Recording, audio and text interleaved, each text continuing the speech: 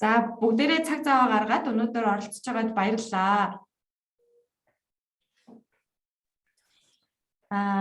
Батманд гараа өргөсөн байна. Асуулт байвал асуугаад тэгээд бүгдээрээ сургалтаа эхлүүлцгээе. За өдрийн мэндэгчээ нөгөө нэг орж ирэхдээ багийнхаа нэрийг бичээгүй хүүхдүүд яаж ирсгээ бүртгүүлэх вэ? Одоо нэрээ өөрчлөлт болох болоо? Одоо нэрээ өөрчлөх шаардлагагүй. Орж ирэхдээ багийнхаа нэрийг бичээгүй хүүхдүүд нь мэйл бичнэ шүү. За тэр талаар одоо дэлгэрэнгүй ярина. За одоо хүүхдүүд гинж орж ирээ л. За өнөөдрийн сургалтын агуулга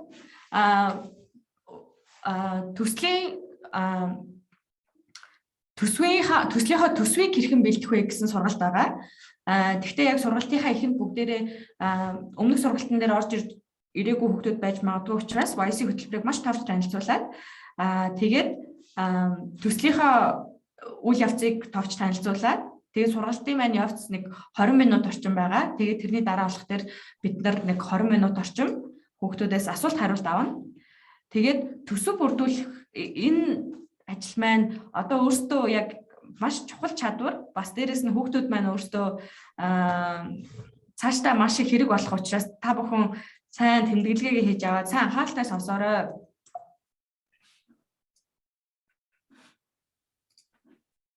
За манай YC хөтөлбөрийн хувьд та бүхний мэдж байгаачлан 3 дахь жилдээ үйл ажиллагаа явуулж байгаа. YC хөтөлбөрийн хүрээнд бид нар маш олон үйл ажиллагаа явуулдаг. Манай Youth Sustainability Core гэдэг энэ дээр бичсэн байгаатай адилхан Facebook хуудасаар оруулаад манай үйл ажиллагаануудад зэрэг оролцоод яваад байх боломжтой. Тэгээд манай үйл ажиллагаанд оролцсон хүүхдүүд маань оноо цуглуулж агаад оноогоороо тэргүүлж байгаа хүүхдүүд нь маш олон боломжууд одоо солилцооны хөтөлбөрүүд, тэтгэлэг тамрагдах, хөтөлбөр тамрагдах маш олон боломжууд байдаг байгаа. Тэгээ одоо та бүхний сайн мэдж байгаачлаа Youth Power гэдэг улиралдаа нэг ивентийг зохион байгуулдаг. Тэгээ сурах солилцооны хөтөлбөр одоо тэн шийдэл гэдэг энэ бидний оролцож байгаа төсөл болохтэй манай YC хөтөлбөрийн бас нэг хэсэг байгаа.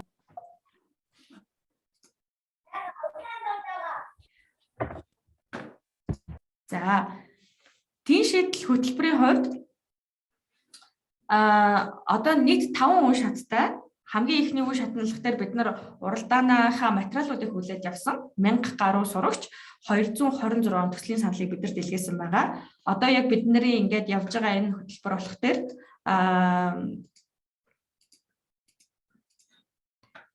төслийн 2 дугаар шат буюу одоо санаагаа ирүүлсэн бүх багууд санаагаа яаж төсөл болгох вэ гэд цуврал сургалтууд хэрэгжээд явж байгаа. Өнөөдрийн энэ сургалтын хувьдлах дээр 2 дахь сургалт нь байгаа.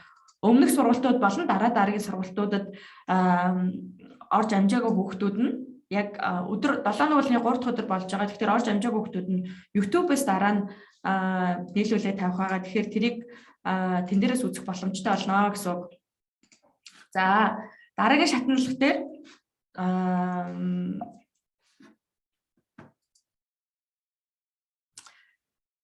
энэ цуврал сургалтууд маань 5 сарын 25 хүртэл байгаа. 5 сарын 25-нд төслийн маань дараагийн шатны анкетанд зарлагдана. Төслийн маягт нь тэрийг бүгдээрээ мэйлээр хүлээж аваад төслөө сурсан зүйлсээрээ үндэслэж байгаа төслөө сайжруулад 6 сарын 10-ны дотор буцаагаад сайжруулсан төслөө бид нар руу явуулнаа. За сайжруулсан төслөө явуулсныг бид нар шүүж үзээд шилдэг 10 багийг шалгаруулна. Тэгээд 10 баг маань дараагийн энэ бусад үе шатуудаа цаашдаа оролцоод явна гэсэн үг ээ. Тэгэхдээ зөвхөн ингээд төсөл хэрэгжих тал дээр яг энэ сургалтууд маань зөвхөн энэ төсөлд ч биш бусад ямар ч төслүүдэд хамааралтай учраас та бүхэн сургалтуудаа сайн суралцаад сайн тэмдэглэгээ хийж аваад сайн ойлгоод явахыг хичээгээрэй. Дараа нь маш олон зүйл дээр хэрэг болно шүү. За энэ алхах дээр төслийн маань нөгөө нэг дараагийн шатанд авах маягтууд нь байгаа. Адилхан жод формын линкийг болох дээр бид нар сүүлийн сургалт болсны дараа буюу 5 сарын 28-нд бүх хүүхдүүдэд нээлттэй яг зэрэг зарлана. Тэгээд тэн дээрээсээ үндэслээд бүгдээрээ өмнөх хичээлүүдээ сэргээж үзэж байгаад ч юм уу тэгээд өмнөх төслийнхөө саналыг сайжруулад явуулна гэсэн үг. Өнөөдрийн хөтөлбөр бид нар төслийн хүрээнд хийгдэх төсвийн задаргаа гэдэг энэ төсвийн задаргааг ер нь яг яаж хийх хэрэгтэй юм бэ? Юунд анхаарах хэрэгтэй юм бэ гэдэг талаар дэлгэрэнгүй ярилцсан.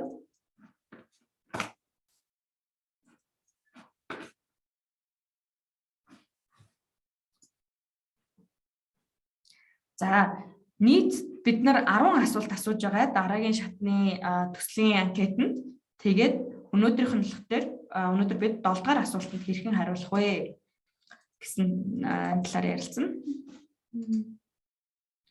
Тэгээд энэ бусад бүх асуултуудад хэрхэн хариулах вэ тал дээр бид нар энэ сургалтуудаараа тайлбарлаад явна. Одоо 4 сарын 27-нд жишээлх юм бол төслийнхаа тооч мэдээллийг бичгтээ юунээр анхаарахын, шийдвэрлэх асуудал зорилт бүлгээ хэрхэн тодорхойлох вэ тал дээр сургалт тавьсан байгаа. Энэ сургалт маань Facebook дээр байгаа, бас YouTube дээр байгаа. Одоо энэ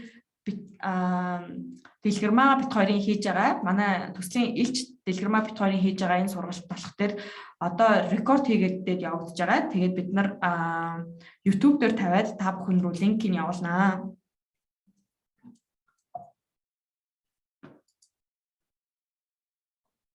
За сургалтаа эхлэхээс өмнө анхаарах зүйлсүүдээ ахин дурдъя.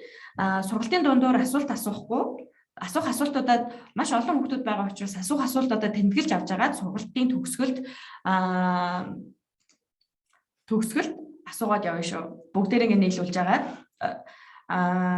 Ихэнх үед асуух асуултыг чинь хариулт нь сүүлийн хэсгээр нь гараад ирчих магадгүй. Тэгээд сурсан зүйлсээ сайн тэмдэглээд аваарай. Тэгээд сургалттай холбоотой ямар нэгэн санал хүсэлт байх юм бол бид нар лөө хувь чатаар бичихгүй, Facebook-ээр бичихгүй, зөвхөн энэ info@mongol.org гэд имэйл хаягаараа холбоотой байгаад явна шүү. За яв.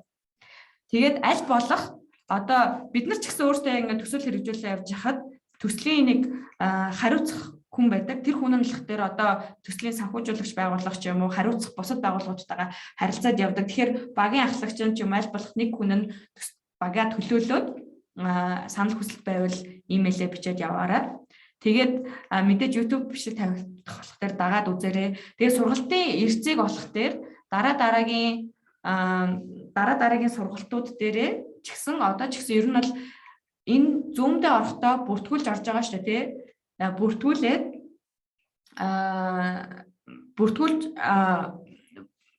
дээр орохдоо бүртгүүлж орохдоо багийнхаа нэрийг бичнэ.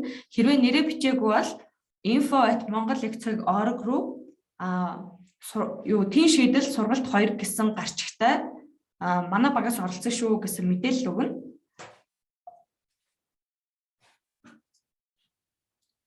Тэгээд ирсэн бүртгүүлнэ. За өнөөдрийнхөө сургалтыг ингээд эхэлье.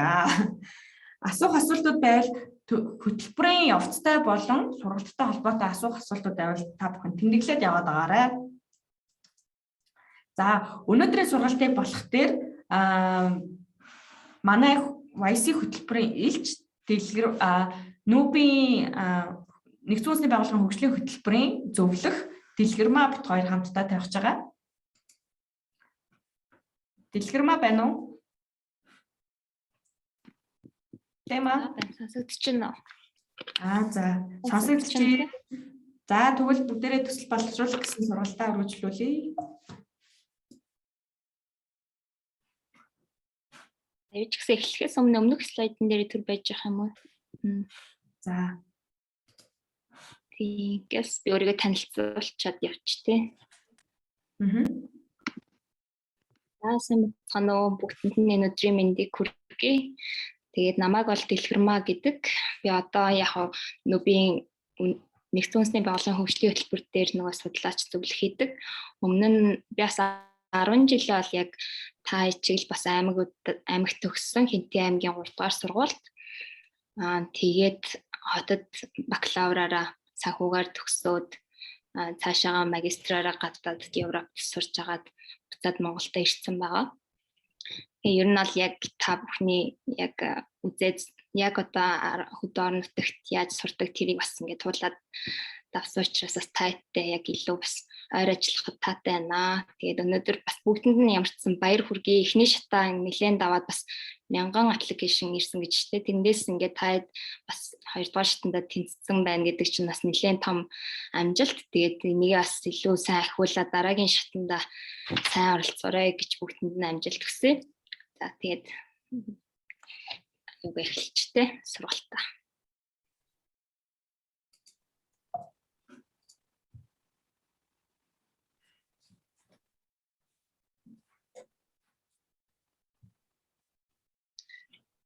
Өнөөдрийн нөгөө нэг та бүгдээрээ өөрөөсөө чинь төсөлтэй гэж ойлгосон.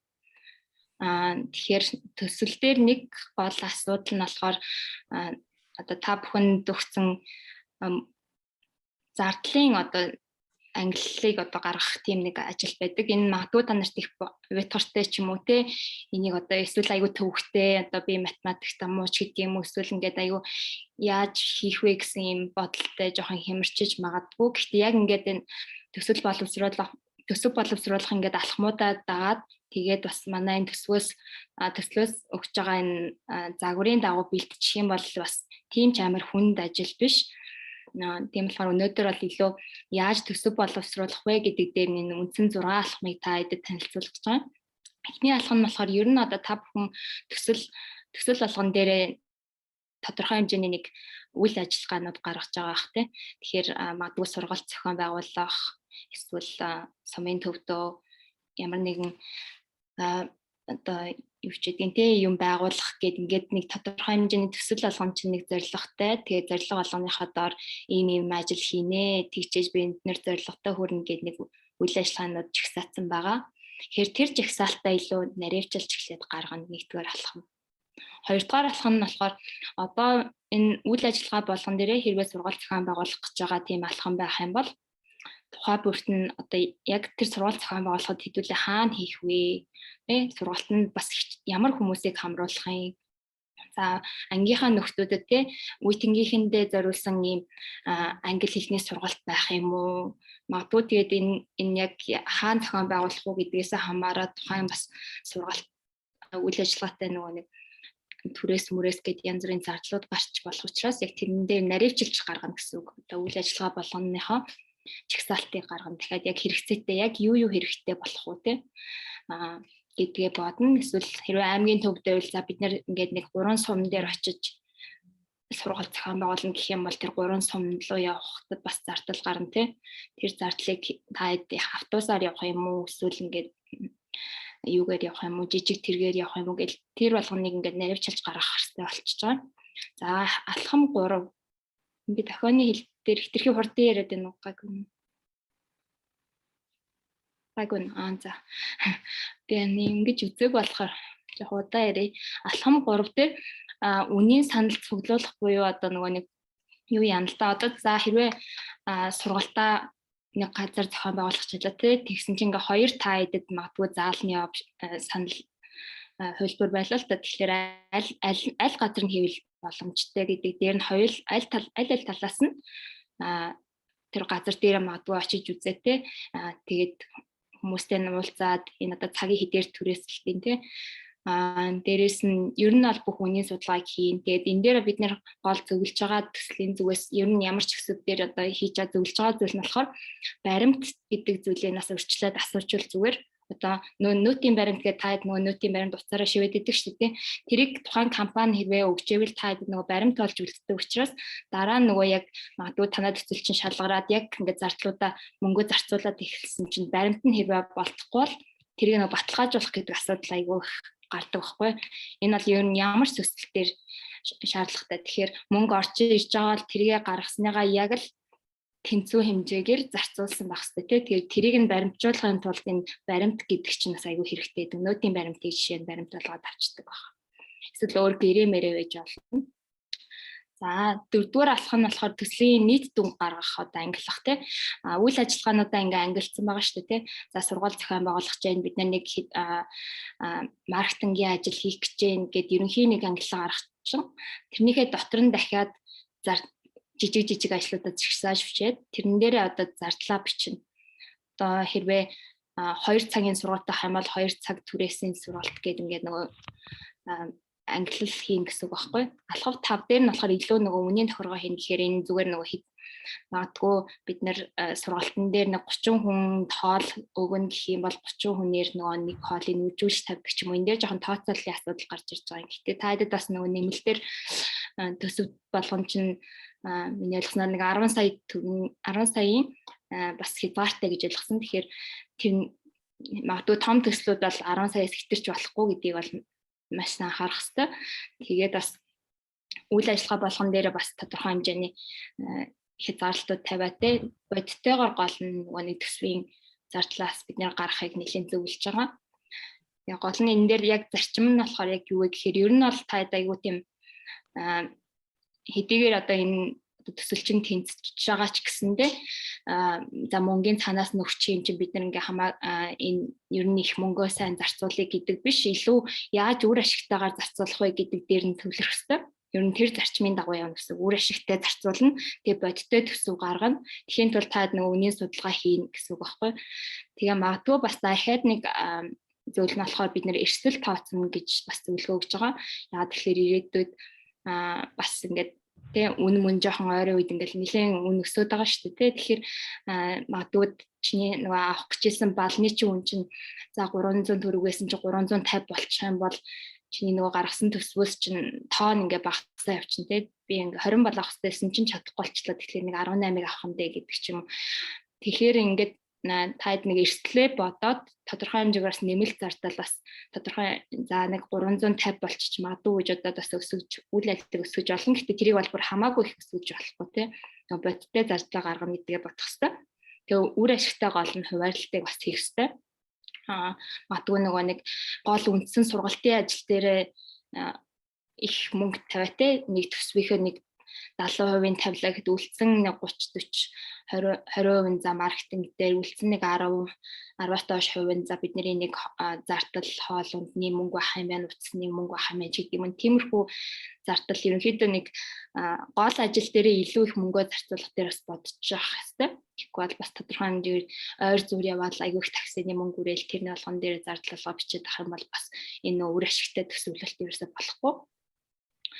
Тийм байгаа. Тэгэхээр дараагийн слайд нэр нь болохоор бид нөгөө нэг яг саяны ярьсан үйл ажиллагааны ямар зардлууд байж болох юм гээд энэ дээр нь бичсэн. За энэ дээр болохоор түрүүний ярьснаар нөгөө нэг захиргааны зардал гэдэг нэг ерөнхий нэг нэрлэлчд байгаа. Энэ нь болохоор юу гэхээр илүү та хэдийн үйл төсөлтөр чинь хэрэгцээтэй одоо цаа бичгийн цаас авах ч юм уу те, дэвтэр ном, бал, палмастер те, бичиг хэргийн зардлууд. За дээрэс нь магадгүй чиний энэ төсөв чинь айгүй их сургуулиуд дээр очих ч юм уу те, ингээл тодорхой хэмжээгээр хүн амьтантай их ус уулздаг бол тухайн нөгөө нэг уцаар ярих зардал ч юм уу те, яг тухайн яг шаардлагатай гэсэн яг тийм үндсэн яг үйл ажил танаа төсвийг яг төсвийг чинь одоо ингээд биш төслийг чинь амжилттай хэрэгжүүлэхэд хэрэгжүүлэхдээ тийм үндсэн нэг юм ерөнхий урсгал зардлуудыг бид нэр захиргааны зардал гэж нэрлэдэг байгаа. Тэгээ интернет дээр магадгүй бас таад нэмэлтээр авах хэрэг болдог ч юм уу те. Тэгэх юм бол бас ийшээ оруулж болно. Энэ зардал бол нэг тийм ихийг нийт төсвийнхөө одоо нэг их хувийг бас эзлэхгүй байхыг бол илүү зөвлөж байгаа. 10-аас доош байх хэвээр. 10%-аас доош. Тэгэхээр одоо нэг 10 сая байвал 1 сая төгрөг л энэ бичиг хэрэг дээрээ орно гэсэн үг те. За хурал болон арга хэмжээ сургалтын зардлууд дээр бол бас байж болно те. Ихэнх төслүүд нь бас тодорхой хэмжээний ингээд сургалтууд зохион байгуулна, ямар нэгэн гоё урлагийн арга хэмжээ зохион байгуулна, эсвэл нэг тэгээд тавьсан байвал тухайн яг холбоотой зардлууд гарч ирнэ гэсэн үг. Заалны түрээс, хоол, цай, ус те, проектер түрээслэх юу гэдгийг бас магадгүй ер нь тиймэрхүү зардлуудаа хэлж байгаа. Тэгээ мэдээлэл түгээ хэвлэл мэдээллийн бас зардлуудаас их байдаг те. Нэгэнт одоо төслөө олон нийтэд түгээх чинь бас нэлээд чухал шүү дээ те. Таргет та эдийн зорилтод нөгөө нэг хүмүүстэй хүрэхийн тулд тодорхой хэмжээгээр та нэг мэдээллийн ажлууд хийх хэрэгтэй. Тэрэн дээр нь одоо ямар аргаар хэрэгслээр хийх юм те, сошиал медиагаар хийх юм уу, фейсбүүкээр дамжуулах юм уу, тэгвэл бол арай зардал багтаа. Гэхдээ стил хэрвээ нөгөө нэг магадгүй битээр бас боршуур те ингээд цаасаар танилцуулгаад тараах юм уу, тэгэх юм бол бас ингээд хэвлэлийн зардлууд гарч ирнэ. За тоног төхөөрөмж барилга гэдэг энэ бас зарим нэг төслүүд нь хэрвээ таад нэг сургууль дээр нэг принтер худалдаж аваа нэмтэр гэд бичсэн байгаа бол тэр чинь тоног төхөөрөмж явдалтай автуулаа явчихна. Тэгээд төсөлтэй холбоотойгоор хэрвээ энэ дээр бол бас энэ хоёр хэлжсэн нөгөө нэг зарим төслүүд нь жишээ нь сургууль нэг гоё урлагийн өрөөтэй болно гэж бичсэн байл та тий. Тэн дээр илүү хүүхдүүд зураг зурах өөрийнхөө чөлөө цагаа өнгөрүүлэх гэдэг тухайн өрөөг тэгээд мэдээж ингээд тухтай орчинтай гоё болгохын тулд мэдээж ингээд засвар хийх хэрэгтэй тий. Тэнгүүт засвар хийхийн тулд мэдээж та өөрсдөө ихгүй засвар хийдэг мэргэжлийн хүмүүсээр хийх учраас тэр хүмүүсийн ажлын хөлс эсвэл зарим компаниуд нөгөө баригадаар гэрээ хийдэг тэр гэрээнийх нь хөлс энэ юмс иш оруулчих болно тий. За тэгээд бас тодорхой нөгөө нэг бусад сум аймаг хотуудаар ингээ явах гэж байгаа тийм төсөв хэрвээ төсөл байх юм бол бас аялын зардал гэдэг ингээд оруулсан байгаа. За тэнгууд бас зарим бид нар анхаарах бас нэг таадаг бас юм байгаа. Энэ болохоор яг ямар зардлуудыг бид нар таад ингээд оруулахгүй вэ гэхээр ер нь нэг тийм бэлэг шагнал урамшуулал тий. Энд чинь нөгөө нэг яг төсөл чинь өөрөө тодорхой хэмжээний зорилттой тэрэндээ хүрсэн байх хэрэгтэй болохоос илүү нөгөө нэг юм мөнгө тараагаад ч юм уу тийм ингээд тех нь бол яг үр дүнгүү гэж бид нар үзэж байгаа байхгүй. Тэгээд хансаг зэрэглэлийн бас ингээд юм авахаас илүү нөгөө нэг түүний хэлсэн илүү нөгөө үр ашигтай зардлаа хуваарлах хэрэгтэй. Илүү л үр ашигтай яг бид нар одоо тийм юу жип түрээслээ явах юм уу аль эсвэл бөөнөр багтах боломжтойгоор нь автобус түрээслээ явах юм уу ч гэдэг юм ингээд нэмэрхүү өөрсдөөс нэлээд бодож байгаад хамгийн арай зардлын хэмнэлттэй бөгөөд өгөөчтэй аль нь гэдэг тийм зүйлээ сонгоно гэсэн үг. Тэгээд бас ер нь бол нөгөө нэг бас төслүүд дээр нэг хязгаар нь болохоор тодорхой хэмжээний тийм улс төр нам ч юм уу тиймэрхүү зүйлийг бас сурталчилсан ухуулсан тийм үйл ажиллагаа ерөөсөй байж болохгүй гэсэн байдаг. Тэгэхээр энийг бас ерөөсөө ийм зардлуудыг оруулж болохгүй. Дээрээс нь одоо санхүүжилттэй хэрэг гэрээгээ байгууллаагүй одоо нөгөө нэг баригаатай барилгын компаниараа гэрээгээ байгуулгаагүй байчаад өмнө ч юм уу эсвэл дараа нь мөнгө шилжүүлэх энэ төр гэдэг тиймэрхүү нөгөө гэрээнээс гадуур юм хийх юм бол бас хориотой. За бас нөгөө гадаад руу нисэх аялахтай тиймэрхүү бол зардал байхгүй. Энэ чинь гол нөгөө нэг манай төслийн чинь зорилго нь алдагдчихна тий. Тэгэхээр хувийн хэрэглээнд бас ерөнхийдөө унаад хэрэгтэй үйл хөдлөх хувьтай нэг гоё компьютер авсан ч юм уу тиймэрхүү энэ төр юмнууд бол утастай чихвч авсан ч юм уу тиймэрхүү юмнууд бас ерөөсөө байж болохгүй. Тэгэхээр бид нараас нэлээд хариуцлагатайгаар нэг зардлуудаас тооцож гаргах хэрэгтэй болж байгаа. За дараагийн хэсгийг дутуу ахтуулсан байвал эми бас үргэлжлүүлээд ирээд. Яа тэгээ.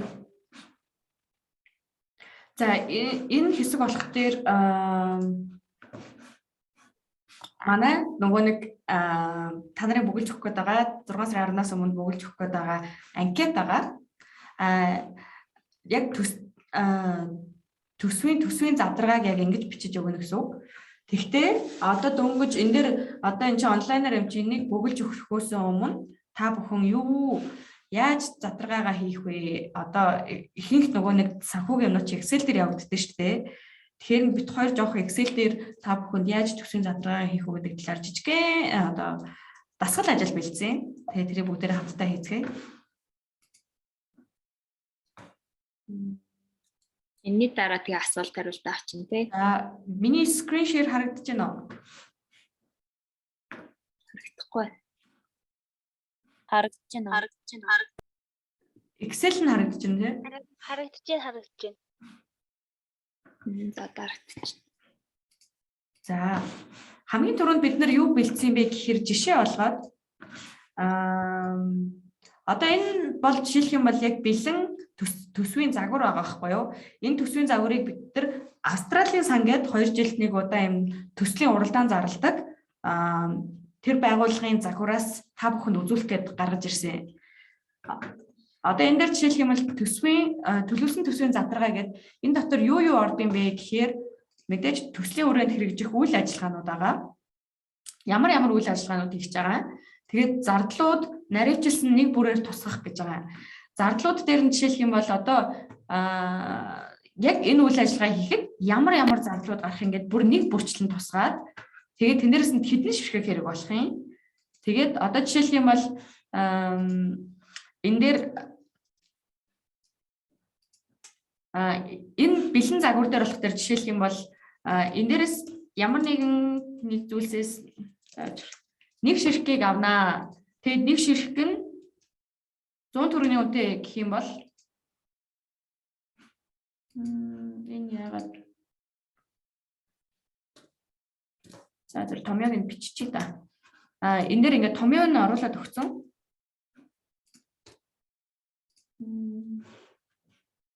За түр зүрлээ. За хоёр ширхгийг авна. Тэгээ нэг ширхэг нь 100 төгрөгийн үнэтэй гэх юм бол энэ нэг зүйл нь 200 төгрөгийн нийт 200 төгрөгийн зардлах юм байна. За дараагийн юм нь 3 ширхгийг авна. Тэр нэг ширхэг нь хэдэн төгрөгийн үнэтэйгээд энэ бэлэн ингээд загвар болох дээр энэ дэр бүх томьёонууд нь оруулаад өгсөн байгаа байхгүй юу? Тэгэхээр бид хоёр та бүхэнд яг энэ төсвийн задрааг яг яаж гаргах юм бэ гэдэг талаар жижигхэн жишээ үзүүлье. Одоо жишээлх юм бол энэ манай нөгөө Youth Power гэдэг ивент гэдэг шүү дээ.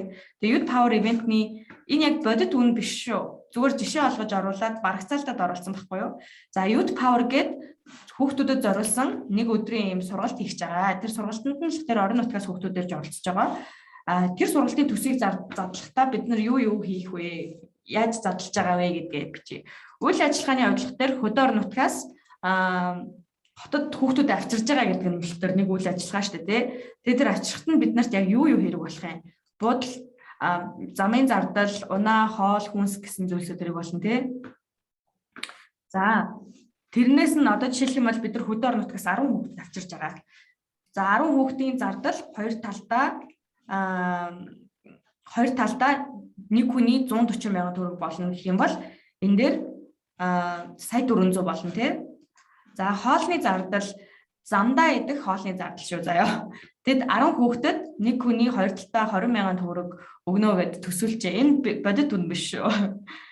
Тэрэн дээр нийт 200 сая болно гэд. Тэгээ бүгдээрээ жагсааж бичиж яагаад бүгдээрээс нь хэдэн ширхэг хэрэг болохыг бичиж яагаад холбоо харилцаан дээр за нэг хүүцээгээ бичиж. За ийм байдлаар бичнэ. Түрүүний 6 алхмаас санал бид нар эхлээд бүх ажлаа юу хийх ажлаа жагсааж бичнэ тий. Жагсаад бичээд зардал болгон дээр нь одоо замын зардал тэр үйл ажиллагааны хэсэг болгон дээр хэрэгтэй бүх зүйл дээр нь бүх зүйлээ ардталтан жагсаагаад бичнэ. За тэгээд тэн дээрээс нь хэдэн ширхэг тухайн зүйлсээс хэдэн ширхэг хэрэгтэй гэдгийг тэн дээр бичиж чинь тий. Тэгээд нэг ширхгийн үнэ нь хэд вэ гэд. Тэгээд одоо жишээлх юм бол би хүүхдүүд 10 хүүхэд хөдөөнөөс авчирч байгаа бол би зам тээврийн хот хоорондын тээврийн газар байдаг шүү дээ. Тийшээ залгаад ямар унаанууд идэм бэ? Хэрэг хугацаатай хизээ явдیں۔ Нэг хүүний хэдэн төгрөг болд юм бэ гэж асуугаад тэгээд энэ үнэ гаргаж чинь тий. Одоо хоол ундны зардал дээр бол барагцаага зарим зүйлсийг одоо хоол ундны замдаа хүмүүс хэрэг юм мэддэг. Жишээлх юм бол зарим газруудаас 2 хонж ирнэ, зарим газруудаас шууд 1 хонж ирнэ. Тэгэхээр тэр болгон дээр нь хүмүүс барагцаагаар хэдэн төгрөгийн хоол унд иддэг вэ гэдгийг тооцоолж байгаа гаргаж ирнэ. За энэ 20 Монгол арай бага тавьсан байж магадгүй. Одоо хоол идтэй байгаа вэ тий. За тэгээ буудал дээрээс олох тэр тухайн буугаж байгаа буудлуудаа судалж агаад энэ буудалд ажгүй юм байна. Нэгдүгээр, хоёрдугаар тал дээр хямдах юм байна. Тэгээ бас цэвэрхэн чанарын шаардлага хангах юм байна гэд үндслүүдээр нэг буудал сонгоод нэг буудал маань 10 хүүхдийг 3 хонуулах гэж байгаа шүү дээ. Тэгэхээр нийт хоногийн тоо маань 30 хоног болно. Тэгээд 30 хоногоо буудлынхаа 1 хоногийн үнээр үржүүлээд буудлын үнэ гарна гэсэн үг. За тэнгуүт энэ бол зөвхөн нэг үйл ажиллагааныхын зардал нь шүү дээ тий. Тэнгуүт л яг нөгөө өдөрлөгөө хийхдээ биднэрт ямар мөнгө хэрэг болох вэ? Өдөрлөгөө зохион байгуулах дээр. За энэ жишээ олох дээр бид нар маш богинохон бичсэн. Одоо буудлууд жишээлх юм бол одоо хурлын багц гээд одоо кофений завсарлага өдрийн хоолтой нэг хүний тоогоор тооцож авдаг. Одоо жишээлх юм бол энэ дээр 60,000 төгрөг биш 60 хүн гэдэг нь л дээр нийт 50 оролцож байгаа 50 хүүхдээ оруулаад нэг хүний 85,000-ыг багц авнаа гэд тэгээд энд нийт үнэ гарч ирж байгаа.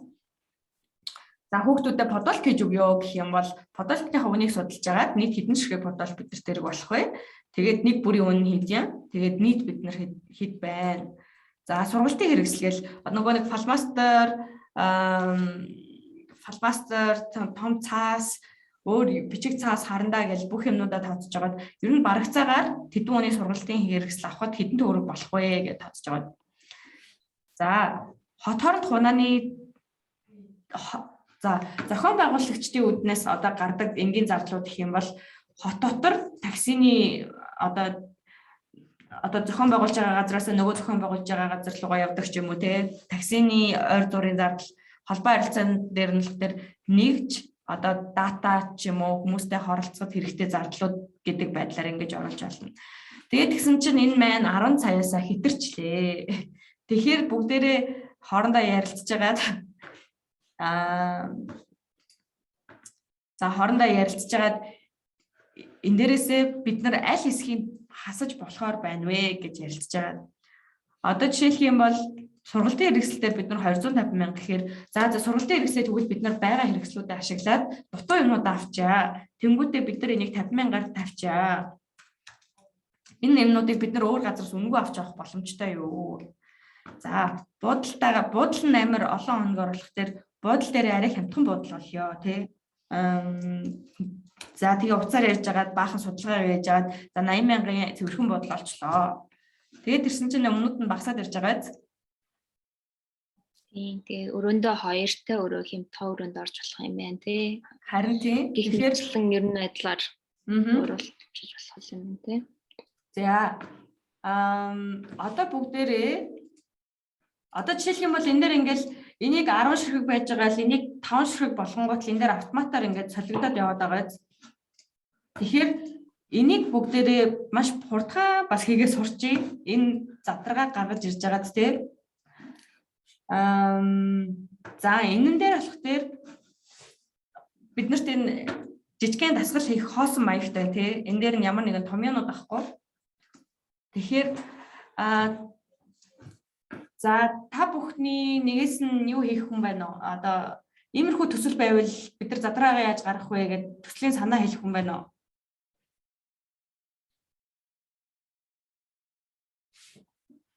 Байна уу? За хүүхдүүд одоо яг энэ одоо нөгөө ээ штэ зүгээр одоо нэг асуудал гэхгүй зүгээр одоо нэг 100 гэр бүлийн аяллаар явах гэж ингээд үзүүл яах бол болж штэ. За гэр бүлийн ажлаар явхад бид нар юу хийх хэрэгтэй вэ?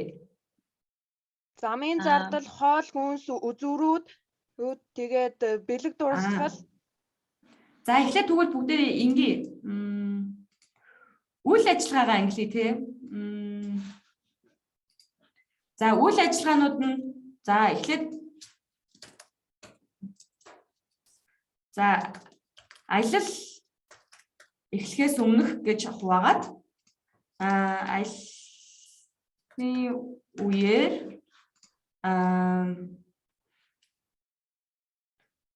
тэгээд энэ дээр за хүнс за аяллаа үеэр аялал эхлэхээр өмнөх гэхээс илүүтэйгээр за замын зардал гэдэг чинь зөв юм байна. Замын зардал нэр нь замын зардал байр хоолны түрээс болно тий. Хоол өөр аялал дээр юу хэрэг болдог вүлээ? Үзүүр үйлчилгээ. За өөр юм байна уу? За одоогоор ингээд ерөнхийдөө тавьчтай жишээ юм чи. За тэгээд жишээ юм чинь ингээд бүгдээрээ задлаад үзье. Хаашаа явах вэ? Хөвсгөл.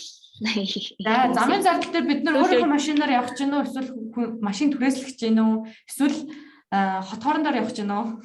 За хөвсгөл явъя те бүгдээрээ. Машин түрээслэе. За машин түрээс хэдэн өдрөөр явах вэ? Хөвсгөл юм чинь нэг тийм 7 хоног явна тий. За 7 хоног. Нэг өдрийн машины түрээсгэд гэдгийг мэддэг юм байна уу? 70,000-100,000. 100,000. Үнэтэй байдаг нөгөө нэг бен центр гэдэг нөгөө нэг байдаг штэ. Жи 500 центр гэдэг. Бид нэр болохоор өдрийн нөгөө 2 сая байдаг байхгүй юу? Тэгэхээр Барыг Аа, тасаг баяр шүү дээ. ингээд арай тэрийг бодвол арай бага гэх юм бол дурын ээж нэг сая төгрөг бол байгаа хаа. ингэж л шүү заяа. За багч нь бас нөгөө аялжуулчтай ажиллаж байсан байхгүй юу? Машин түрээс гэхээр жолоочтойгоо хамт түрээслээд явчих болдог. Жолооч нь өөрсдийнхөө машиныг унаад хүнээр унуулахгүй. Тэгэхээр бид нар өдрийн нэг 180 орчмоор түрээстэй. Багшаа За нөгөө бид нар бүгдээрээ нөгөө нэг зардлаа бүгдээ баг төсвөр тооцоолох ёстой учраас машин түрээсээс өөр баг мөнгөн дүнгээр бодсон дээр. оо яг болж штэ. За боломжтой хийж болно үү? дамын унаагаар явах уу? Тэгвэл Автобус за хөвсгөлийнхэн байна уу энэ? За автобус гэхээр за Улаанбаатараас эхлээд юу арах хэрэгтэй бах те? Мөрөө Улаанбаатараас Хөвсгөл рүү 51700-аар явдаг. Оо за энд ингээд судалгаа тэндээс хийгээ явж гин 5700. За энэ Улаанбаатараас эн чинь мөрөн шүү дээ тий. Тэгэхээр мөрөнгөөс цаашаа хатгал руу хэлээр явах уу? Мөрөнгөөс Хатгал руу 80,000-аар явах ба. 10,000. За 80,000-аараа Том 15. за одоо тооцохдоо яаж тооцох вэ гэхээр за Улаанбаатараас мөрөн рүү мөрөнгөөс Улаанбаатар руу гээд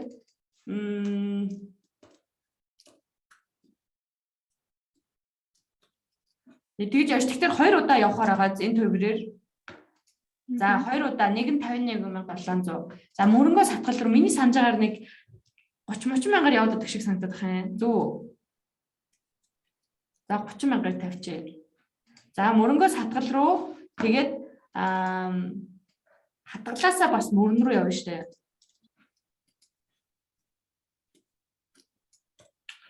За тэрэн дээр бас 2 удаа явна штэ. Наашаа цаашаага 2 удаа явна тий. За энэ томьёог бүгдээрээ маш сайн хараарай. Оо яна хилээ салаадах. Тэнцүүгийн тэмдэг тавиад аль тоогоор үржүүлэх гэж байгаагаа тооцно. Энэ тоог үржигдгэн гэдэг энэ одыг тавиад энэ тоогоор үржүүлнэ гэж зардлын тоо ширхгийн зардлын үнээр үржүүлэх гэдэг шүү дээ тий. Тэгээд энтер дарангуут шууд ингээд үржээд явцдаг шүү.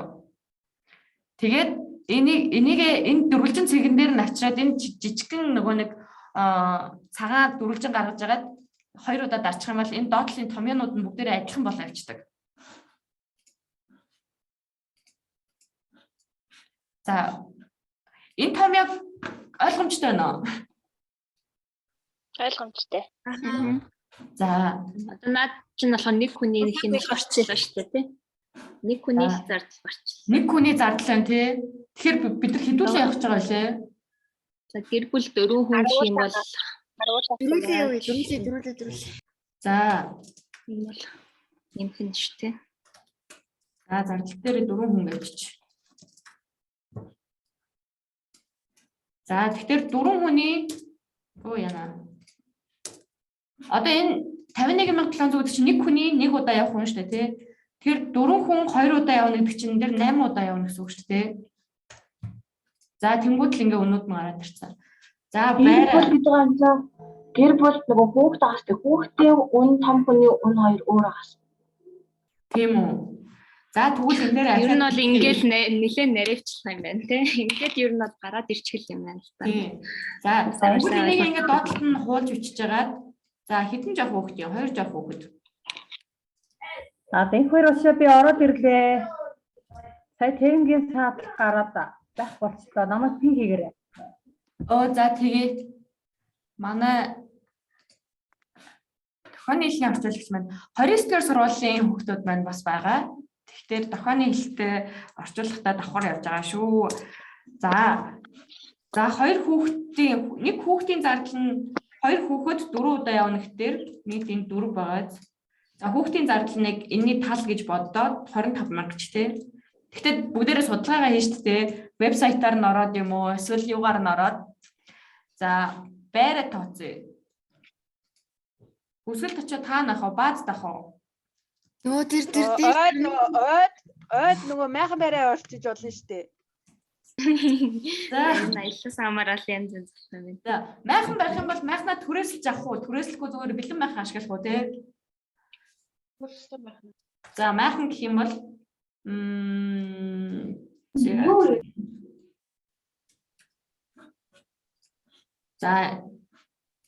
за майхан түрээс нийт хэдэн майхан түрээслэх юм? 2 майхан түрээслэе.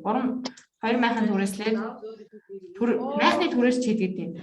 За эсвэл за майхнаар байж болж энэ хамгийн хамтхан тий. За майхнаар тийг асуудлаа шийдчих. Энд дэр ер нь зардал гарахгүй юм байна. Зүгөө. Ямар ч нэг тиймэрхүү амралтын бааз маз гэл төсөөлөх л ах л та тий. Юм яаж мэдхүү бас майхан барих боломжгүй асуудал гарах юм бол баазд нийт 2 хүүхэдтэй нийт 4 том хүнтэй гэхээр за ер нь бараг бодчихтой хүүхэд мөхтийн жоохон махан бол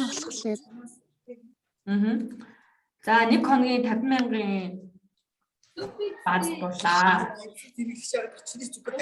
Тэгээ миний санджаар хүүхдүүдэд байвал үнгүй санагддаг. Микрофоноо хаагаарай. Тань шуум дуурайд шүү. За судалгаа хэрэгтэй л юм. Энэ бааз чинь 50,000 ч болохгүй байхаа. Харин их баг.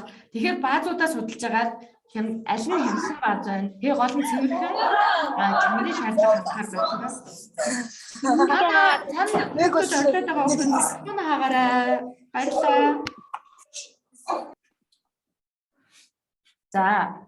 За хоол хүнсэн дээр нэг хүний хоолны зардал бараг цагаар хэд ах уу? Одоо байж тээ ямар ч юмс өглөөний хоол, өдрөө хоол, орой хоол гээд ямар ороод дараа нь задгай зардлууд орно амттай өдөр. За.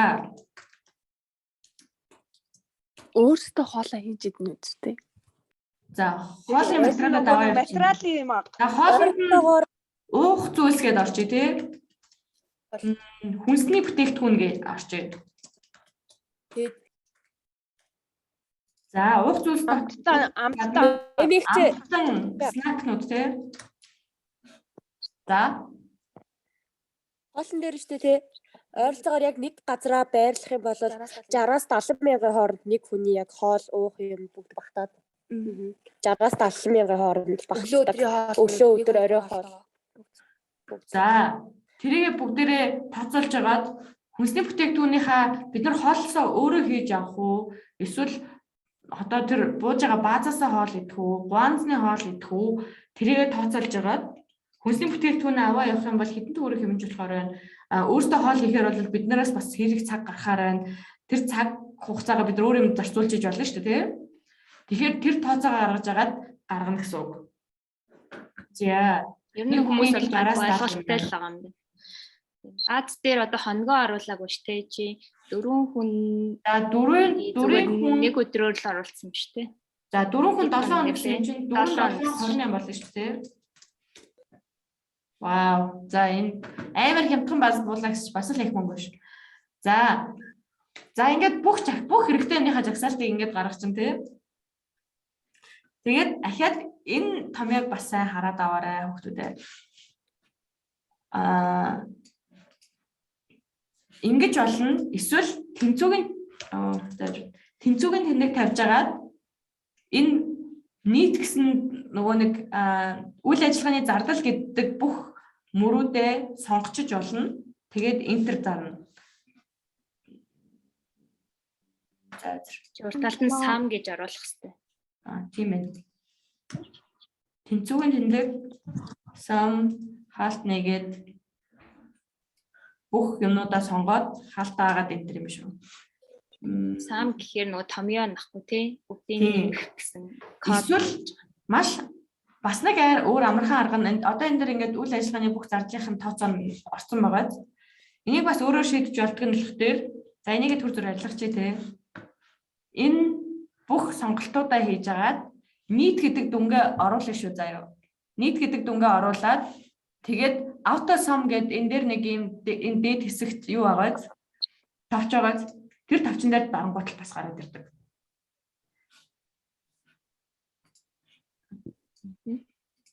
ихэнх томьёонууд дээр ингээд бичиж оруулдаг Excel дээр. Excel тэгээ ашиглаад сурах юм бол маш гоё ямархан тий. За. Темад нэмж хэлэх юм байна уу? Өөр ер нь гайгүй тэгээд Үзүүр үйлчилгээ. төсөл болгоо өөр юм чинь хайдын төсөл болгон дээр чи өөр үйл ажиллагаанууд аваа л гэж үү. Харин тийм. Тэгээд бид нар загвар олгоод энэ Excel файлаа та нартай энэ томьёотой та нар руу явуулах гэж байгаа.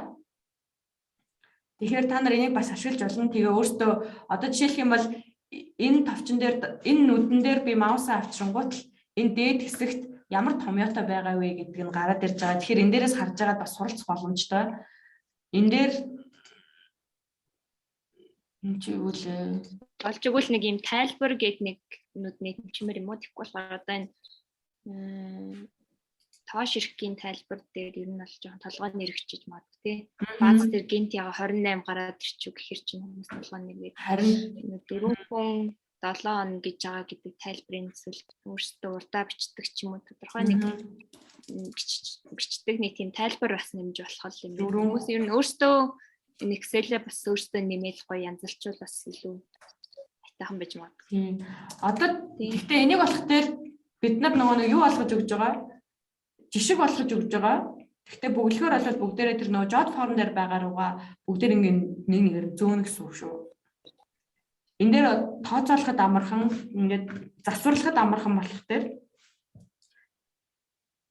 төсвөө атаач түрүүний хэлсэн дээр яг нөгөө нэг таад яг үр ашигтай хийн гэж хам бүх юм одоо мэдээж зартлаа бүгдийн тань гэсэн үг бол биш. Гэхдээ нөгөө нэг аль нь илүү үр ашигтай гэдгийг л бодож байгаа л хин гэсэн тийм зарим дээр нас яг хүүхдтэй юм чинь заавал майхан тоноод явах тий дарч марах юм чинь магадгүй бааз нь илүү тухтай гэж магадгүй гэхдээ тухтай гэдэг болон эрүүл мэнд гэдэг чинь арай илүү чухал юм чинь гэдэг байдлаараа нэг юм тооцоо ерөнхийн нэг тийм яг алийг нь сонгох уу гэдэг дээр өөртөө нэлээд сайн бодох хэрэгтэй болчихж байгаа байхгүй юу тий.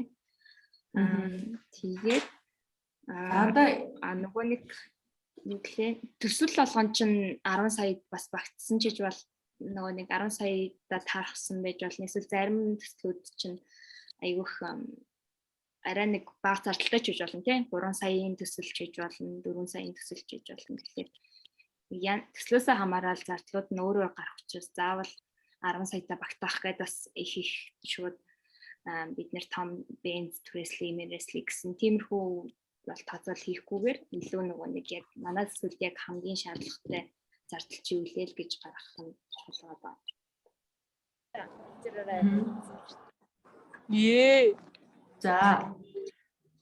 За энэ болох дээр та бүхний бөглөх хүсэлт байгаа. Ингээл нэг юм цаана хөрөөнөөс. За хүүхдүүдээ микрофон аваарай. Хин яриад микрофон аваарай. За одоо жишээлх юм бол бидний энэ хийгээд байгаа Excel бид jot form дээр бөглөх дээр юун дээр анхаарах вэ гэх юм бол одоо үйл ажиллагаа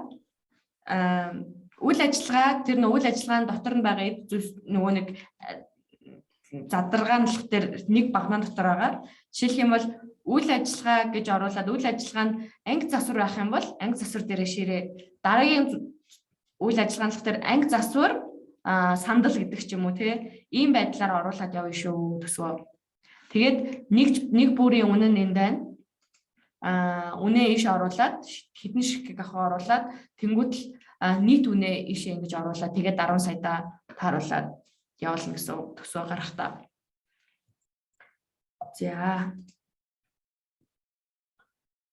За тэгээд Excel дээрээ ер нь бол цаашдаа Excel дээрээ сайн томьёонуудаа ашиглаад сурчих юм бол ер нь бол маш гоё. Би Excel-д амар дуртай.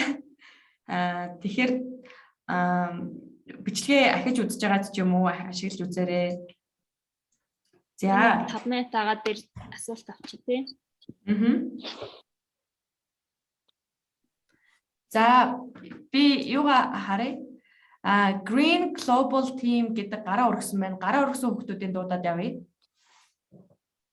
Green Global Team гэдэг байна уу?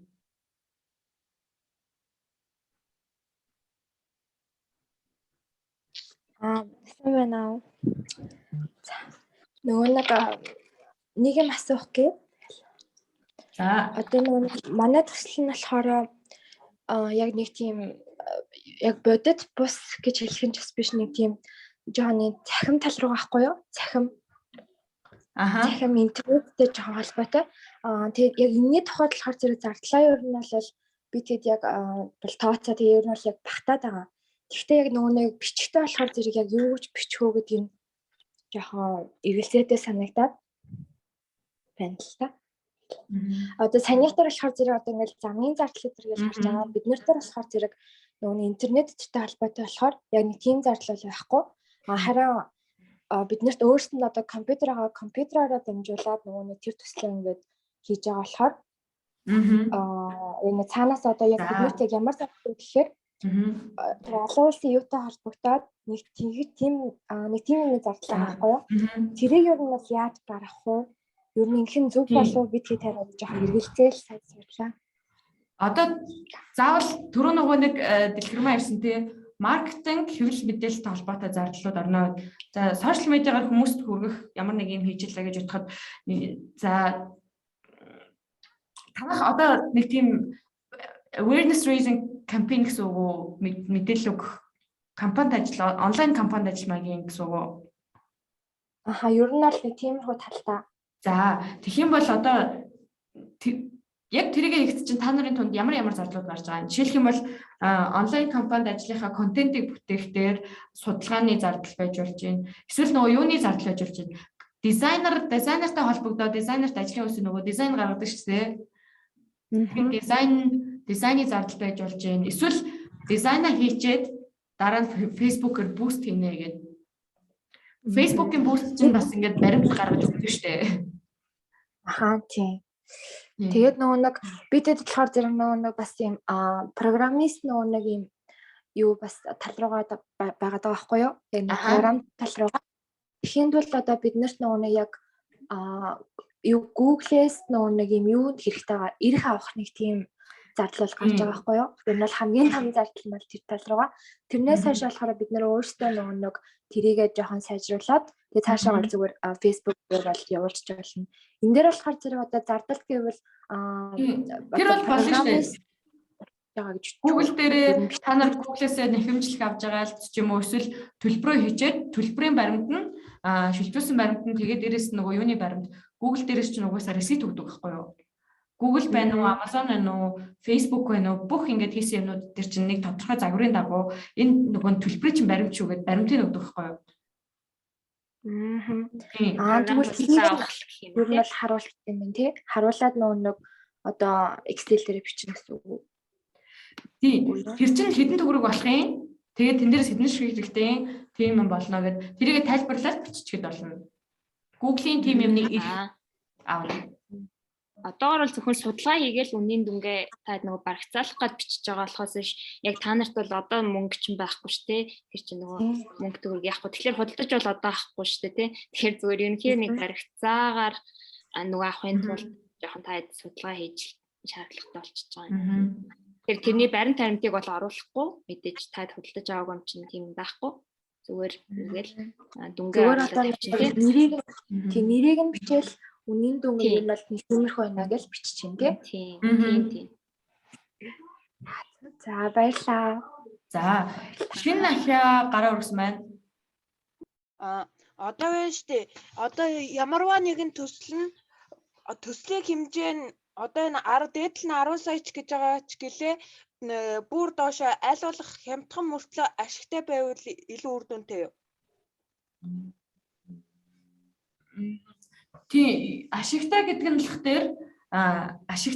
л дээр бид нар юу гэж харж байна вэ гэхээр баг зардлаар хүн бол их нөлөө үзүүлсэн, хэрэгтэй юм хийсэн, эсвэл илүү их нөгөө нэг үр бүтээлтэй юм хийсэн байх тусмаа илүү их ашигтай. Зардлаа бүр ингээд бүр тан гэдэг түрүүн демогийн хэлдгээр бүр тан гэдэг бүр өстө хамгийн хямдаар нь явна бол гэсэн үг биш.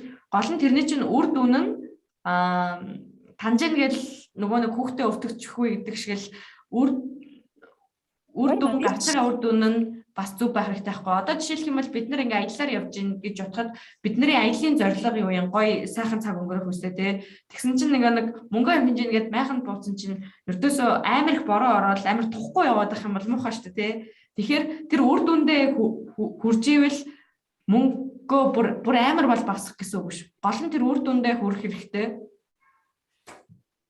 Зүгээр төснөөс сонгон шалгаруулалт нь бол төсөв дээрээ бол суурилж бол гарахгүй юм байна шүү дээ, тий. Тэрийг л асуугаад тах шүү. Төсөв дээр бол шалгаруулалт нь илүү тий зорилготой хүрж ийн нөлөөлөл нь хэр бас чухал байна тий. Гэдэг дээрээ суурилж байгаа болохоос тайлын төсөв чинь за эднийхтэй хамгийн бага төсөвтэй юм тийм болохоор эднийхийг шалгаруулна гэсэн юм бол байхгүй тий. Тийм яг үнэ. Төсөв нь одоо илүү бодтой төсөв байна уу гэдгийг мэдээж харна. Тийм зүгээр ерөнхийд тайд. За дараагийнх нь C сумын баг. Ингээд зардлага штэ зардлын маань одоо ямар нэг зардал дээр одоо бид ингээд нэг шиг дэвтэр авлаа гэж бодоход одоо зарим зүйлийнх нь өмнө нь ингээд хэлбэрчтэй байгаа штэ нэг авлаа гэхэд 800 ч юм уу арай өөр дэвтэр авлаа гэж бодоход 2000 ч юм уу тэгвэл арай бүр илүү том дэвтэр авахыг хүсвэл ингээд арай үнэн нэгдэх байгаа штэ тэгэхээр бид нэг зүүнийхээ үнийг дээд хэмжээгээр нь тогтоох уу эсвэл дундчилж тогтоох уу? Одоо 3 газраас үнийн санал үнийн цуглуулад үнийн судалгаа хийгээд нэг нь жоохон үнэтэй, нэг нь арай бага, нэг нь юу гэж байгаа юм биш үү те? Дунд зэргийн үнэтэй байна. Алийг сонгох вэ гэж байгаа юм шүү дээ. Ер нь бол түрүү нөгөө хэлдгэр баримт өгж байгаа газар сонгох хэрэгтэй ихний ял чинь. Баримт буюу ямар нэгэн баримт өгж байгаа газар та нарыг ингэ мөнгө өрсөн гэдэг чинь батлах газар нөгөө талаараа бас хямдхан байж ингээд сонгохоос илүүтэйгээр хямдхан байлаа гэдэг энэ яг хийж өгнө гэсэн юм а хийж өгөх газар мөн үү? Одоо жишээлх юм бол нэг ань засварлах хүн сонгочлаа гэж бодъё те ань засварчин тэр засварчин хүн амар хямдхан хүн хэлээд байгаа мөртлөөс үнэхээр юм хийж өгдөг юм байл яхаа мэ те. Тэгэхээр ингээд үнэхээр чанартай үнэхээр амар сайн юм хийгээд өгж гинэ гэх юм бол тухайн нөгөө үр дүнд чинь аль нь илүү чухал вэ гэдэг нь зүг байхгүй юу? Бүр мөнгө нь хүрэхгүй байгаа бол нэг дунджийн бол сонгочих болно. Гэхдээ үр дүн нь илүү чухал учраас илүү чанартайг нь сонгох бол боломжтой. Ингээд одоо ингээд ангийн хойно ч юм ингээд жижигхэн номын цаантаа болъё гэд төсөв гаргана штэ. Тэнгүүдээ ном ч өөрөө ингээд нэг номыг олон авч тавих юм уу? Олон төрлийн номноос нэг авч тавих юм уу гэх. Тэр ном ч өөр үнэтэй байгаа болохоор өмнөхийнх нь нэг жишгэн өмнөхийнх нь яг гарах юм бол өөр үнэтэй ер нь бол дундажлаад тооцно гэсэн үг. Наад дээр чинь илүү нөгөө нэг барагцаа үн гаргаж ирсэн дээр л та.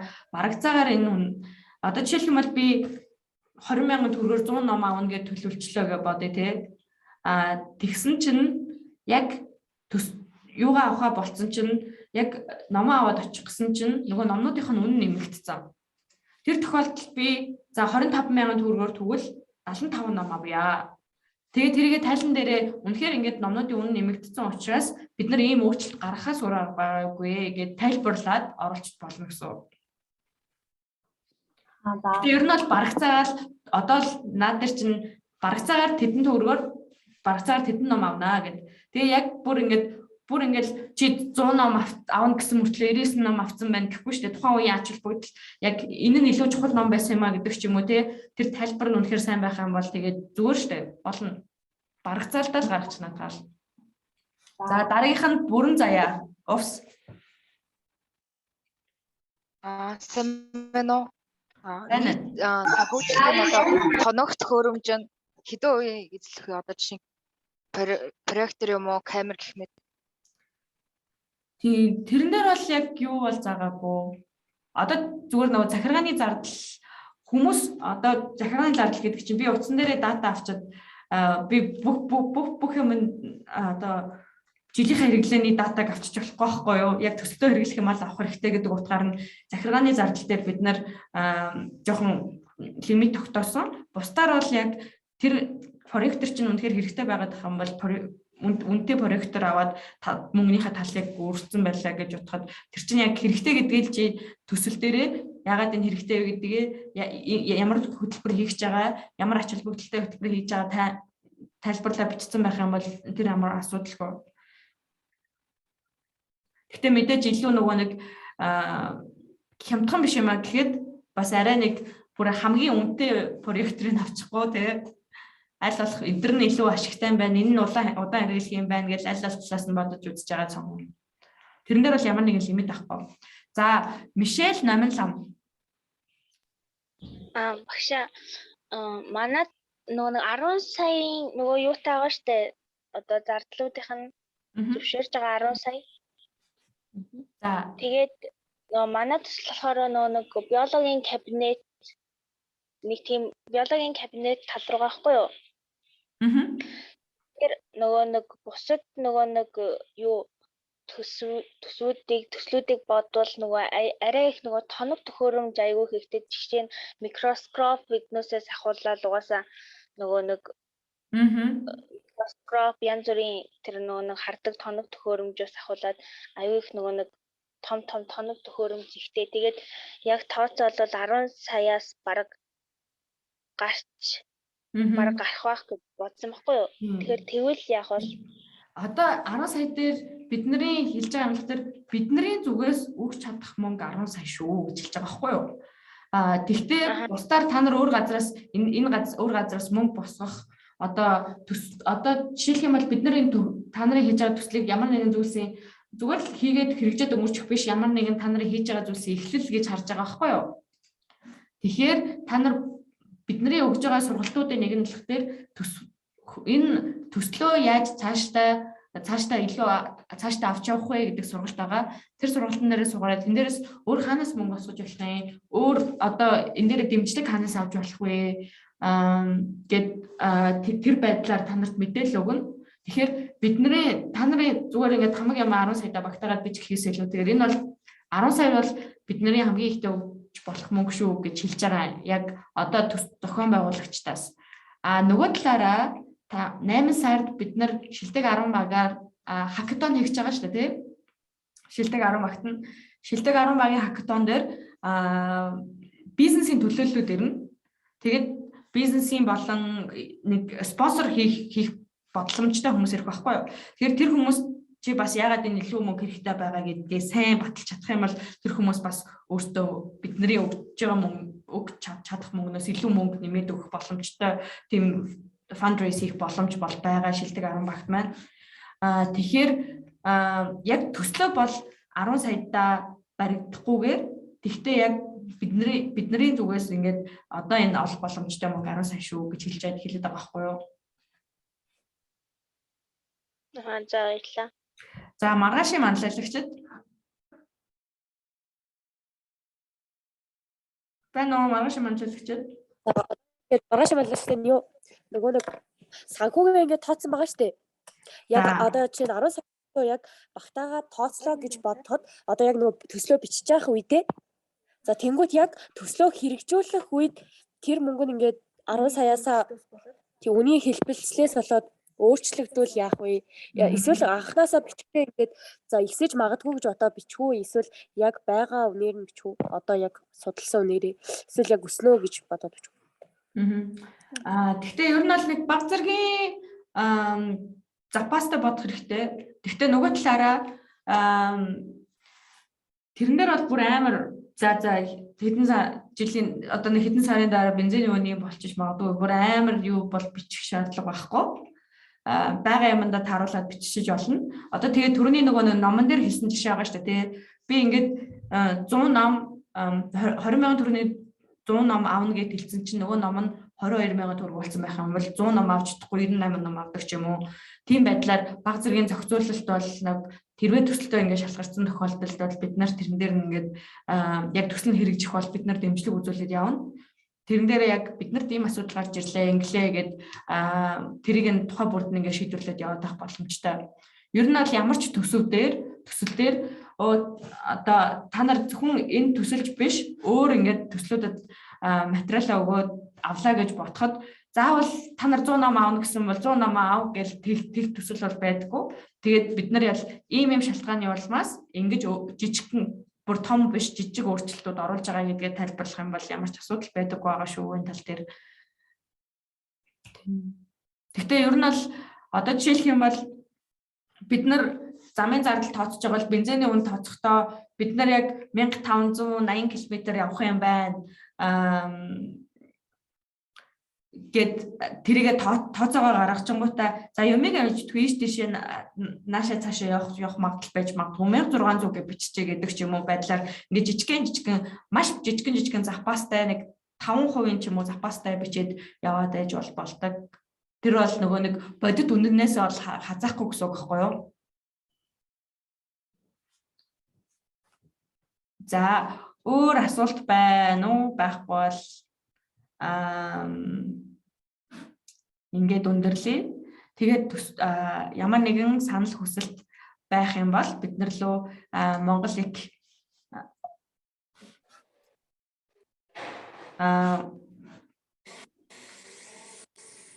бас бүгдээрээ нөгөө нэг сошиалынхаа сувгуудыг дагаарай. Энэ дээр бас хэрэгтэй мэдээлүүд явдаг.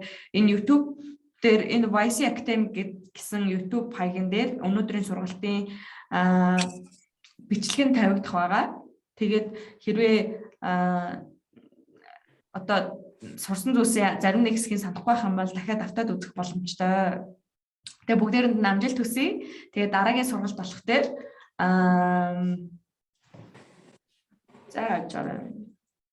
дараагийн сургалтын болох дээр төслийн зорилт ба төслөөс хүлээгдэж буй үр дүнгээ хэрхэн тодорхойлох вэ гэсэн сургалт 5 сарын 11-нд байгаа. Тэгээд сургалтандаа бүгдээ идэвхтэй оролцоорой. Энэ маш хэрэгтэй сургалт. Ер нь бол энэ сургалтын дээр тавигдж байгаа бүх асуулт хариултууд яг хаанхын ч ямар ч төсөл дээр асуугддаг асуултууд байгаа шүү. За уучлаарай би нэг юм асууж болох уу? За гэс асууя. За одоо нөгөө нэг биологийн камерыг тогтоолох гэдэг гэж саяны багийн бас гişүн байна. Тэгээд одоо микроскоп авлаа гэж бодоход микроскоп нь нэг сарын дараа эвдрэх тохиолдолд ч юм уу тэр зардлыг бид нар багасаа өөрөөсөө гаргах уу?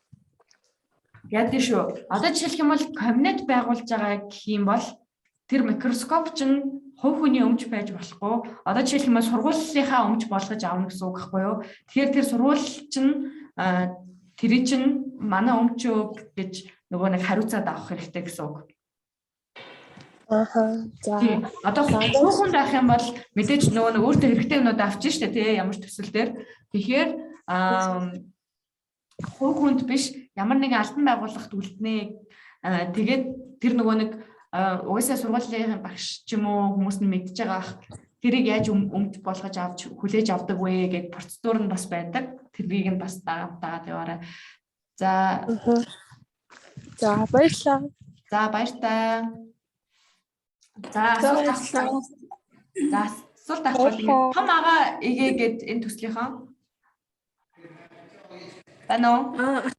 Асуулт байхгүй сая давхардад юу яачлаа? Асуулт асуугдаа яригдчихлаа.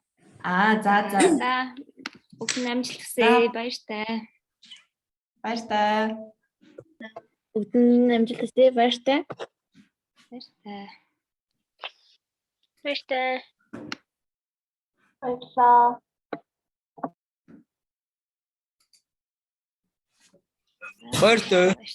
Баяртай.